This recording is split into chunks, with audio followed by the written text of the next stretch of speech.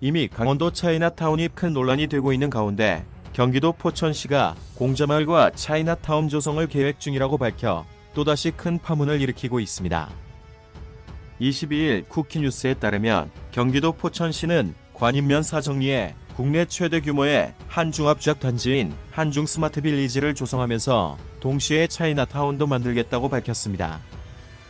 박윤국 포천시장은 공자마을을 인천 차이나타운 규모로 만들겠다며 볼거리를 위해 공자마을을 추진한다.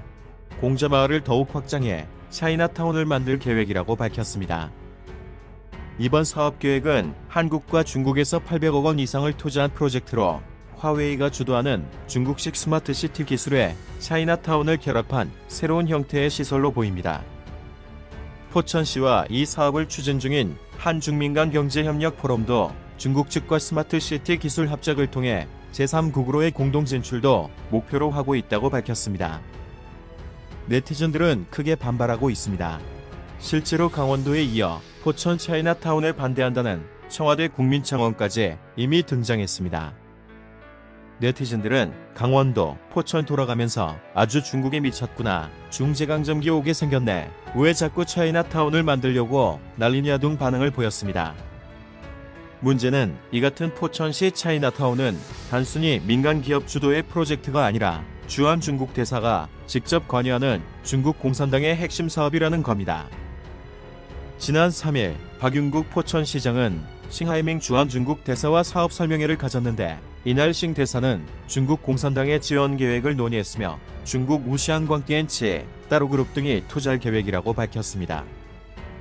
이날 행사에는 CJ, 두산, 신한은행 등 국내 기업들도 참여했는데 특히 CJ 송경식 회장은 중국 스파이로 의심받는 저울리브와 구소련을 찬양한 반미 영화 3세컨즈를 함께 관람한 장면이 2년 전 포착되기도 했습니다.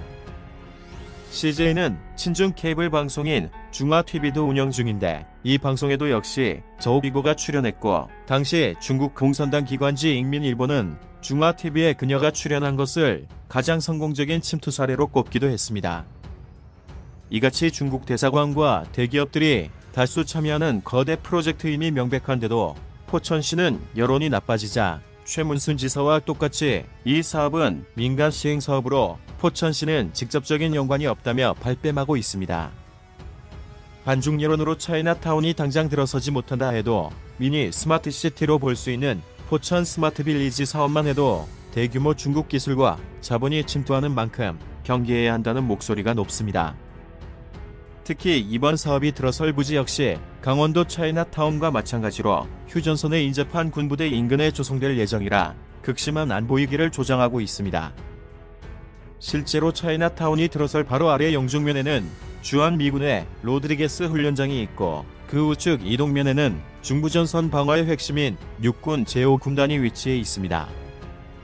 다시 말해 만약 북한이나 중공군의 남침 시 미군과 우리군이 휴전선으로 급히 북진해야 한다면 중국 공산당 관련 시설이 길목을 가로막게 되는 겁니다. 게다가 이번에 박 시장이 싱하이밍 중국 대사와 만난 포천시 영북면 산정호수는 바로 지난 2019년 박 시장이 김일성 별장을 복원하겠다며 국내에서 큰 논란을 일으킨 장소이기도 합니다. 김일성이 자주 들렀다는 이 별장을 복원하기 위해 당시 박 시장은 부지 매입과 별장 항체를 복원하고 김일성 관련 유물을 전시할 계획이었지만 강한 여론의 반발에 취소한 바 있습니다. 박용국 시장의 친중, 친북 논란은 이뿐만이 아닙니다.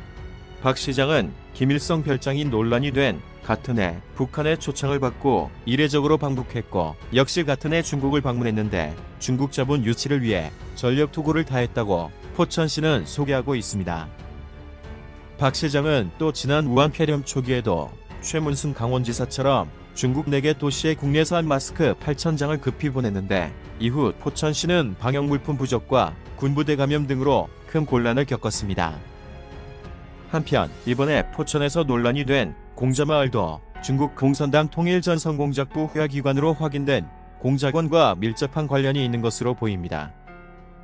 최근 전국학부모단체연합 공자학원 실체알리기운동본부는 지난해 7월 싱하이밍 중국 대사가 직접 공자학원 현판을 달아준 한국외국어대학 정문을 찾았습니다.